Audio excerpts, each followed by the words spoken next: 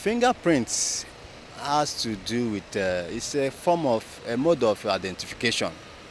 A technologically driven mode of identification of someone, an individual, and it has to do with DNA. You understand? Not only fingerprints. I think in recent time we've moved to another level of using lens, the lens in the eye. Fingerprints, what I know about fingerprints is that no two persons has the same fingerprint. If everybody's fingerprint is taken, so the security system is easy. I really don't know much about my fingerprints. One thing I know about it is it's used for identification. You have to do thumbprints here and there for proper identification. I'm into communications, and frankly, I don't know diddly squat about the fingerprints. I wish I could speak factually about it, but I don't have access to the facts. Consequently, I am not in the best position to comment on that question. Fingerprints to an individual, I think you can only have one. It can't be changed, it can't be manipulated. Really, we don't know how science is going these days, but I think it's very important for the security of lives and property even in the country.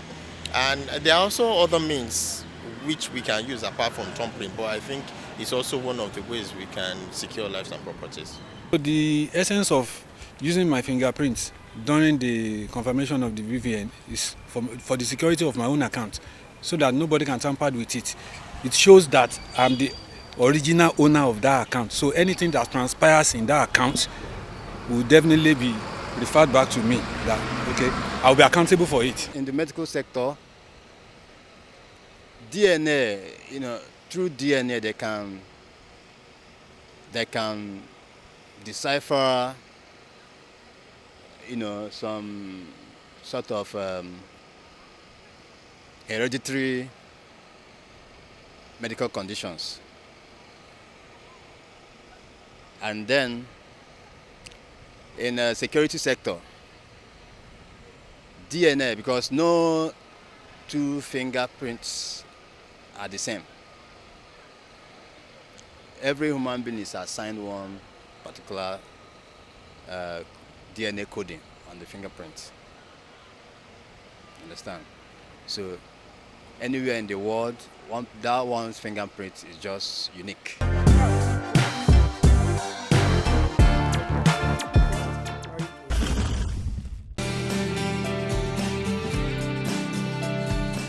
It's very encouraging and inspiring to find that a show as the physicians exists to put focus on the issues of health, especially as health has been given a backseat for a very long time. I encourage you to please watch the physicians. Don't ever touch that dial.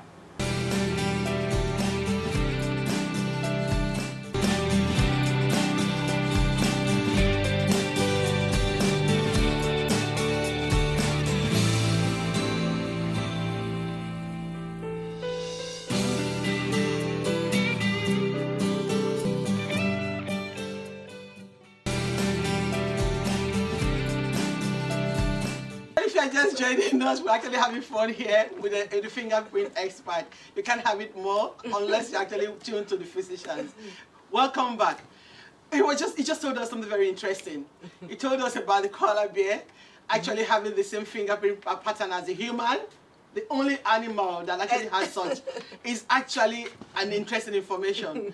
And I was just wondering, I just told Memuna here, that if we see koala bear, you keeping koala bear as a pet prior to elections, you are suspect. Yes. So I think that is what we're going to be doing now. Yes. We just ensure you have a koala bear here. No, but breaking it down and bringing it back home, and we do understand that fingerprint has very significant role in criminal cases. How do you identify criminals when it comes to fingerprint?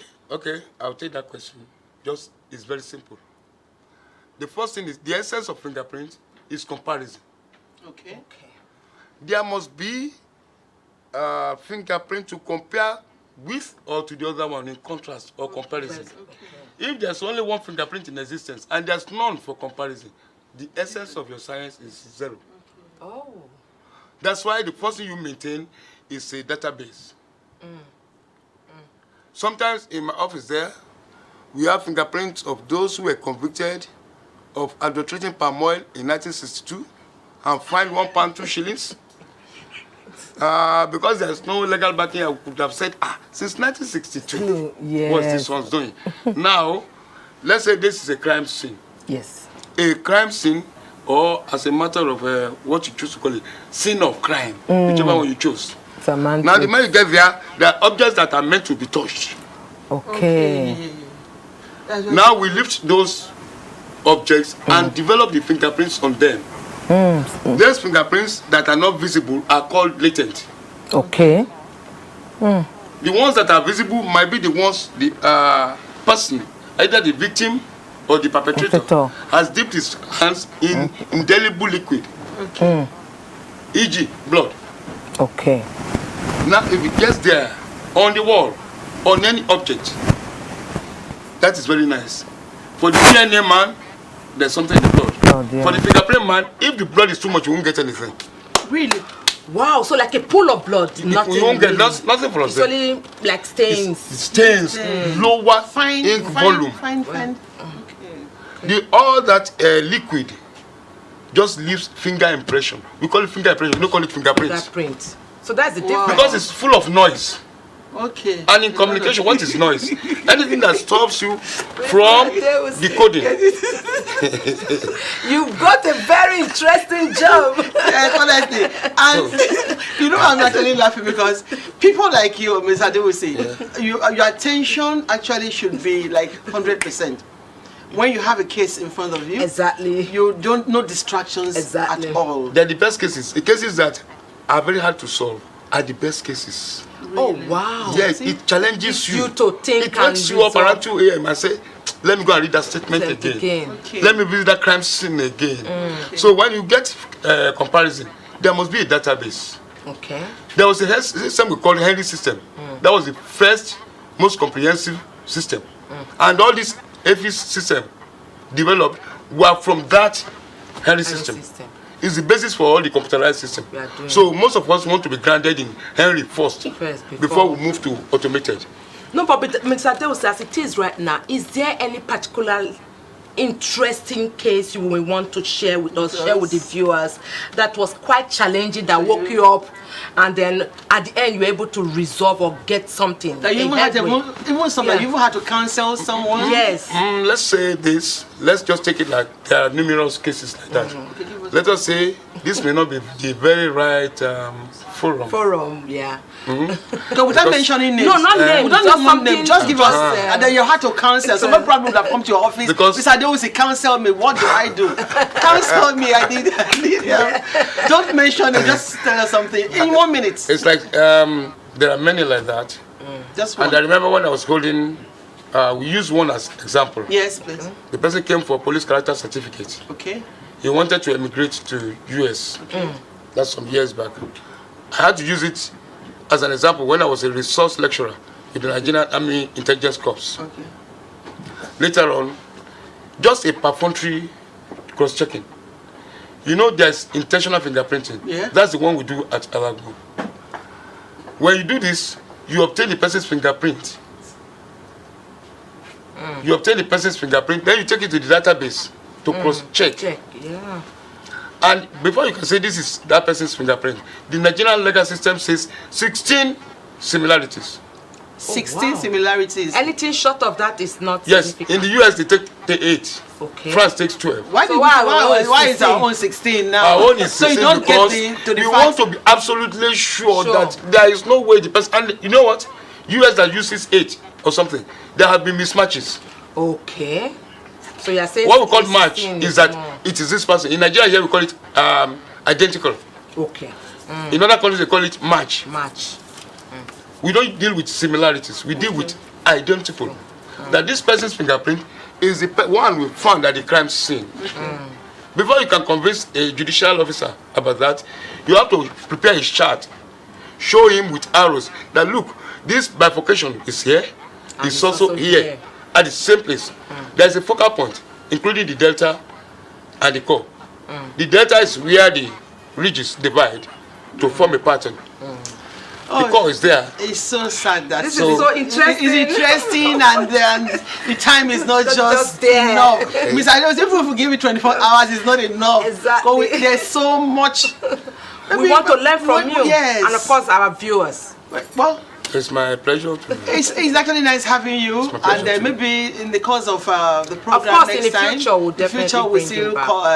ask you to come back, maybe on that topic. Then you will tell of experiences and real examples of those that you actually had to cancel that almost lost it because of the results that they got. Well, as usual, it's sad that's the way we're about to round up again. Well, time is not always enough where we have very interesting personalities on our program, like we had today. Same time next week, don't forget to join, because we're always on air on Mondays, on Wednesdays, and Saturday. It's been nice actually having you, and ensure that you tell your friends, your family, to always keep a date with us, the physicians, because we say on the physicians, your health is our business. Follow us on our various social media platforms: Facebook, Twitter, Instagram, YouTube, and of course our website. For your comments, we'll be so grateful. Thank you. Till we see you next time. I'm Dr. Dayo Ajayi. I'm a cancer surgeon based in Lagos. It's nice to have a program like the Physicians, which touches on every aspect of health. Health is wealth is a well-known adage. Prevention is better than cure. And I will encourage everybody to watch every episode of this series.